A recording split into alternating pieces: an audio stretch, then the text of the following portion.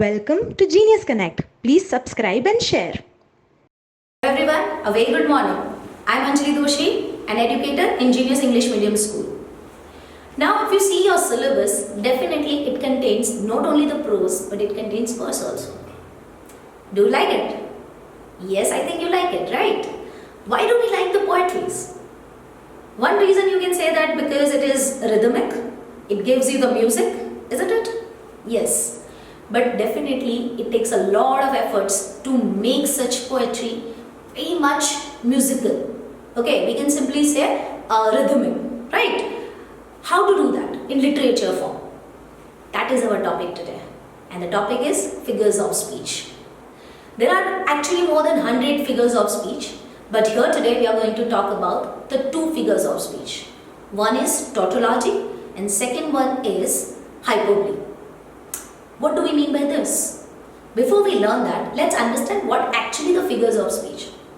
In a simple language, we can say figures of speech gives the rhetoric meaning, rhetoric feelings or expressions to the poetry.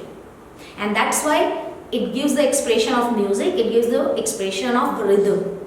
But how it is written, how it is expressed, that we are going to see.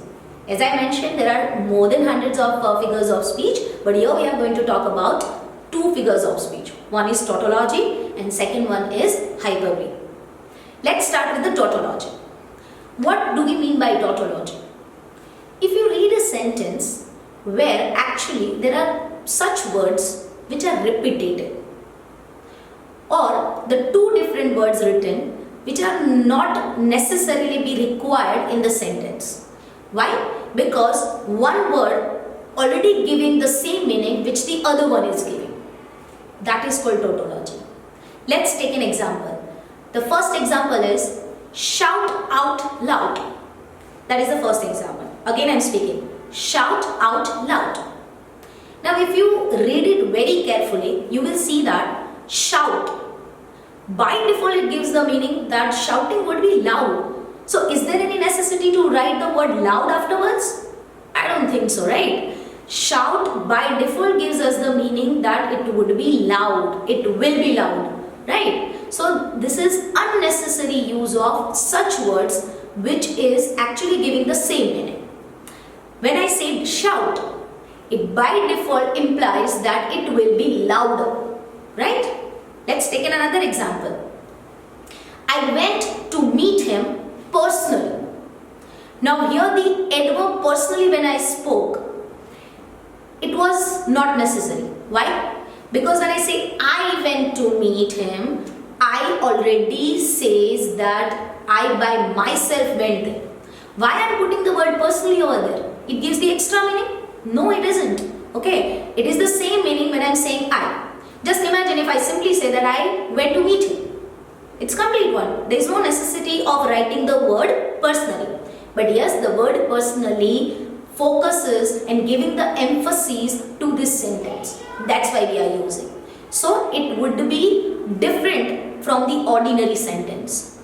So this is how it makes a difference. Right? Let's take another example. The dog is either brown or not brown. Something weird, right? Right. So again I am saying that sentence, the dog is either brown or not brown. Now when I am saying simply that the dog is brown, is there any necessity to write it again that he might not be brown? When I am saying he is brown, either brown, then by default it means that maybe he is brown or with some other color. So there is, I think, there is no necessity to write the word that not brown. There is no necessity, right? So when we are using two different words which are giving almost the same meaning, then we don't need to write it again. So this is called tautology. I am giving here a few examples so you get the better understanding. I hope you are very clear with the tautology. Let's understand the other figures of speech. The other one is hyperbole. What do we mean by hyperbole? Now when you read the poetry, some of the sentences are such, some of the lines of the poetry are such which gives the exaggeration. Now what do we mean by exaggeration? It means the sentence says certain things which are practically not possible. But yes, it gives a lot of element of exaggeration. For example, I say, I'm so hungry, I can eat the horse. Oh my god, is it possible to eat the horse? No. But it gives that kind of a feeling that the person is very, very hungry, right? But when the person says that I can eat the horse, which is practically not possible. True? Right. Let's take another example. I have told you millions times to do that work. Now, do you know how many zeros are there in the millions?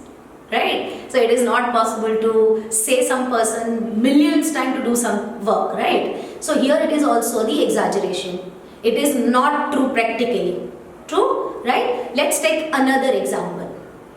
I'm so tired, I can sleep for 1 year. Oh my god. 1 year? Seriously? I think we love to do that, but it is not possible practically, right? So when the statement is being spoken that I'm very tired and I can sleep for 1 year, it gives the exaggeration. So this is called hyperbole.